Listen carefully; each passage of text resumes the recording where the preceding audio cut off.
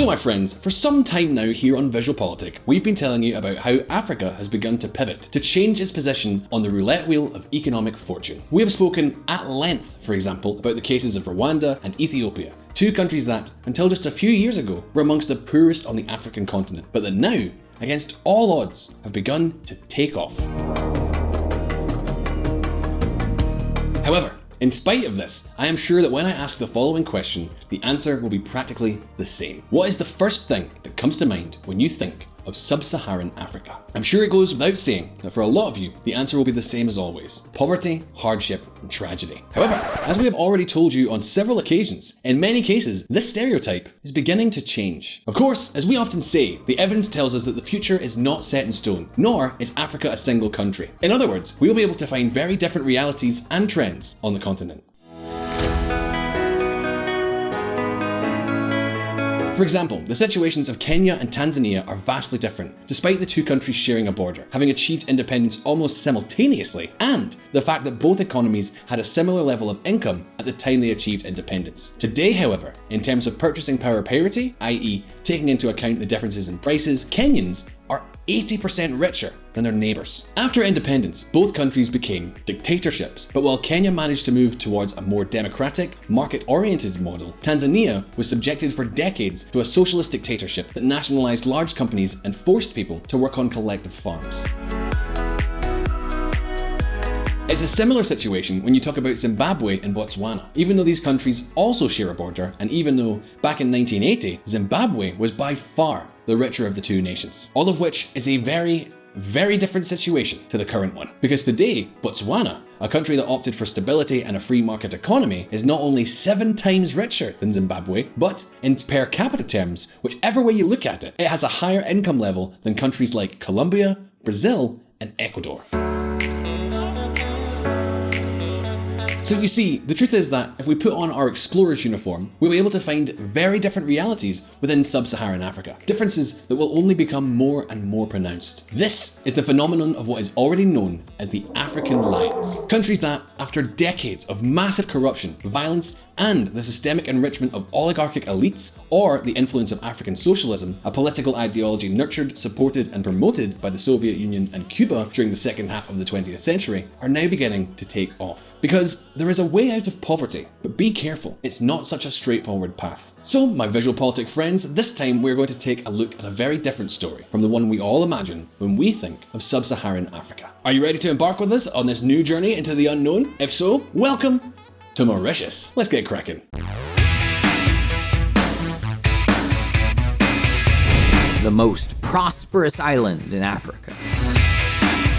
Mauritius is an island republic made up of 4 main islands and located in the Indian Ocean, about 1,000 kilometers. That's just over 600 miles away from Madagascar. A trip from this place to Europe or North America will usually require several flights. We are talking about a very small country, barely 2,000 kilometers squared, formerly a French colony and then later a British one, which, in spite of everything, has been the only African country to reach the top rankings of the Human Development Index prepared annually by the United Nations. It's a country that was completely dependent on sugarcane crops in the 1960s, but is now home to one of the most important financial and tourist hubs in Africa. That, and a price-adjusted GDP per capita that the World Bank estimates at about $24,000, almost as much as Chile and 6 times higher than the average for sub-Saharan Africa. Now, at this point, many of you are probably wondering, all right, Grant, but how have they done this? How on earth does a small, remote island country located far from anywhere else in the world escape from extreme poverty and go from growing sugarcane to survive to becoming a financial and tourist hub? Well, the key, my friends, lies in a series of political, economic, legal, and social reforms that made the country one of the most legally secure in all of Africa, if not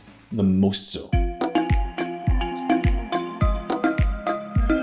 But to find out how and when this whole story was set in motion, we have to go back to the 1970s. During that decade, Mauritius suffered a severe economic crisis, a crisis that had been brewing since years earlier due to the lack of diversification of its poor agrarian economy, high unemployment, a population that was growing too fast, and a small political and social elite that controlled most of the wealth. And that wasn't exactly down to natural economic processes. Of course, faced with such a scenario and taking into account its location, the country was isolated from international markets and its capacity to obtain foreign financing or investment was practically non-existent. In order to escape from this pit, Mauritius needed to implement deep political and economic reforms. And, surprisingly, considering the African reality of the time, that's exactly what they did. They put in place a huge package of reforms that we can divide into 3 phases. The first, in the 1970s, and taking advantage of sugar revenues, involved the creation of an export processing zone, something like a special economic zone. This was a protected area in which the government implemented a series of tax and regulatory benefits in order to boost industrial production and exports. And do you know what? As in many other places where we talk about here, the experiment, this first approach to the global free market, was also a success. In a short time, manufacturing companies from 9 different sectors set up shop. 90% of the companies were local. And so, based on these results, the Mauritian authorities realized that creating an economy oriented to the rest of the world could be very, very lucrative. So, how could they compensate for their remote geographical location? It didn't take long to see the obvious. In the second phase of reforms, between the 1880s and 1990s, this export processing zone was expanded and its advantages broadened. As a result, foreign investment soared and a new sector began to flourish from the ground up: tourism. A sector that has been fundamental to the development of Mauritius and today accounts for nearly 20% of the country's GDP. It's no coincidence that the main island is known as Beach Island. But the reforms did not end there. In the second phase, capital movements were also deregulated. A low tax model was implemented, many of the existing regulations were eliminated, and even banking secrecy was established for a time. What happened in Mauritius stayed in Mauritius. Something that, by the way, meant the country was to be for years, right up until 2019, listed on national and international lists of tax havens or non-cooperative jurisdictions.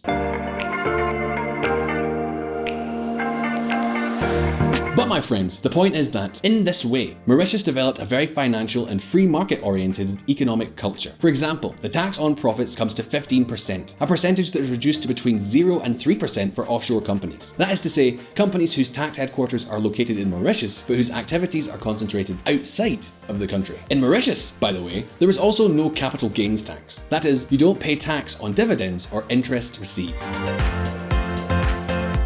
Such an economic architecture, which was further improved and consolidated during the third phase between 1990 and 2010, led to an increase in investment in the country and the development of an international financial industry. Their policies attracted banks, investment fund managers, insurance companies, and even a lucrative business of incorporated companies looking to improve their tax structure. And friends, to give you an idea of what we are talking about, according to estimates by the country's Financial Services Commission, there are more than 21,000 international corporations registered in Mauritius, whose combined assets spread around the world exceed $600 billion, more than 40 times the national GDP.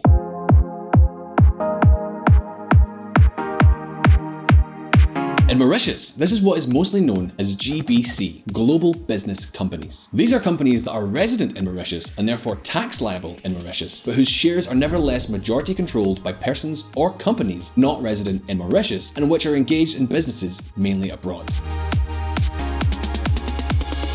But that's not the end of it. In fact, over the last 2 decades, the number of millionaires living in Mauritius has grown faster than in any other African country, which, naturally, has also been real fuel for its financial fund management industry. According to Afra Asia Bank data, the number of foreigners residing in Mauritius with a net worth of more than $1 million has tripled over the last decade. There are now almost 4,000 millionaires, mainly from France and South Africa. And hey, with the beaches, security, and low taxes, well, what's not to like? But wait a minute, let's put on the brakes for just 1 second because I know what you're thinking. Grant, this is a tax haven, right? You're talking about a tax haven. Well, my friends, it is clear that it is controversial, even if we are talking about the only country in sub-Saharan Africa that has achieved a very high level of human development. And so, there are some questions we have to ask ourselves at this point. So let's see. Was Mauritius becoming a kind of tax haven a good or bad thing for the rest of the African continent? How did it manage to gain the trust of so many international investors? What did Mauritius have that countries like Liberia, Belize, or Vanuatu, which have also been considered non-cooperative countries in tax matters, not have? Well,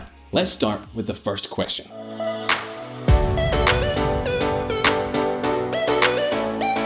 Many of you may be tempted to think that the existence of places like Mauritius has been a bad thing for the rest of sub-Saharan Africa. However, nothing could be further from the truth. And before you start shouting at the screen, let me explain. A whopping 60% of the investments of international companies registered in Mauritius, which are channeled from Mauritius, are destined for the countries of continental Africa. Mines, hotels, factories, real estate developments, and so on and so forth. We are therefore talking about investments that obviously generate jobs, production, and economic activity of all kinds in African countries, not only in Mauritius. Activities thanks to which, by the way, the African states where the activities are located also receive taxes, such as, for example, taxes on labour, consumption, or real estate itself. In other words, they receive tax on the wealth generated by these investments. But then, the question is, why register or channel these investments from Mauritius? Well, my friends, it's not only a question of taxation. There is another, even more important element, something that is precisely what differentiates this countries from other tax havens, such as Liberia or Belize.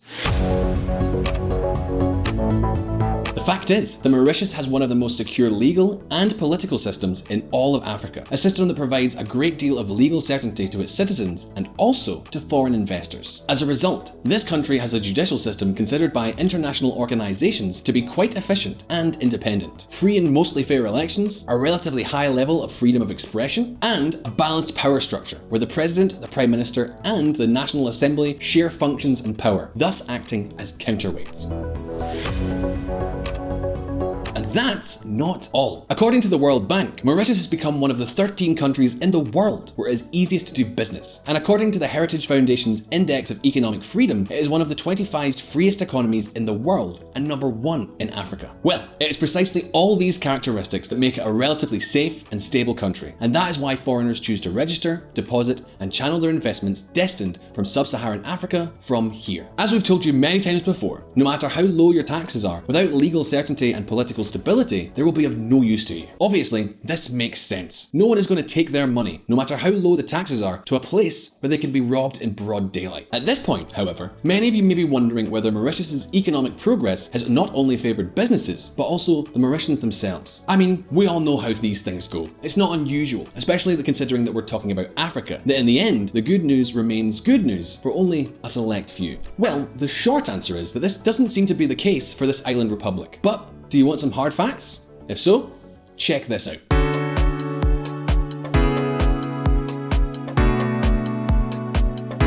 Poverty in the country was reduced to 12.7% in 2019, and extreme poverty is practically eradicated from the country. Less than 1% are in that group. All of this has been achieved thanks to an average annual economic growth of 4.6% between 1977 and 2008. This growth has also allowed the country to reduce its Gini coefficient of equality to levels close to those of countries such as Spain, Australia, or the United Kingdom. This tells us that all this economic growth has favoured all segments of the population. With all this data in hand, it seems clear that we are facing a new African lion, which perhaps you have hardly never heard of. Now, does all this mean that a place like Mauritius is on its way to securing its place among the ranking of the rich and developed countries in the world? Well, it's not really that simple. Could Mauritius end up like the dodo?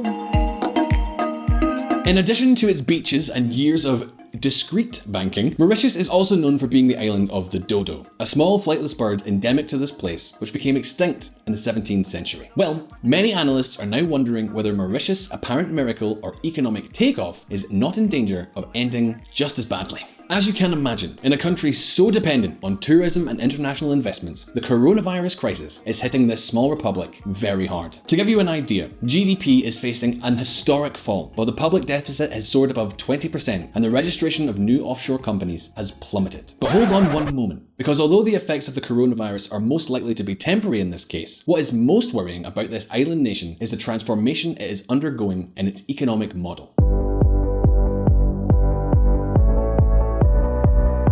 You see, since 2018, Mauritius has been making significant changes in its tax and banking system. Changes that eliminate certain advantages with the aim of ceasing to be considered by international bodies as a non-cooperative tax jurisdiction. The country is also building a tax model more similar to that of developed countries, with a general increase in all tax rates. However, taxes will still be much lower than in most developed countries. Meanwhile, they have also continued to implement the changes to favour the attraction of capital. For example, since 2018, they've reduced the minimum capital requirements of $100,000 to open a company to just half that.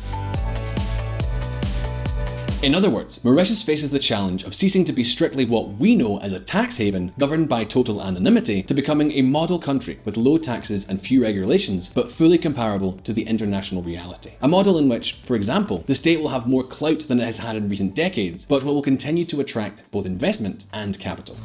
We are a small island that is limited in many ways. We don't have any natural resources. We need to have an edge over others to be attractive. So I think the advantage in taxation is important. Pravind Jugnauth, Prime Minister of Mauritius. Let's say that the idea for the local elite is for Mauritius to evolve from being essentially a financial and tourist center to becoming an important commercial enclave for transactions with sub-Saharan Africa. Something like a Singapore of Africa, the gateway to the most uncharted continent for capital, investment, and trade. A bridge between Africa and Asia. The question is, will its low taxes and legal certainty be enough to maintain its good economic performance? Will Mauritius continue to be an example of stability and development for the rest of the continent? Or will its ceasing to be a tax haven signal the decline of its unblemished economic trajectory?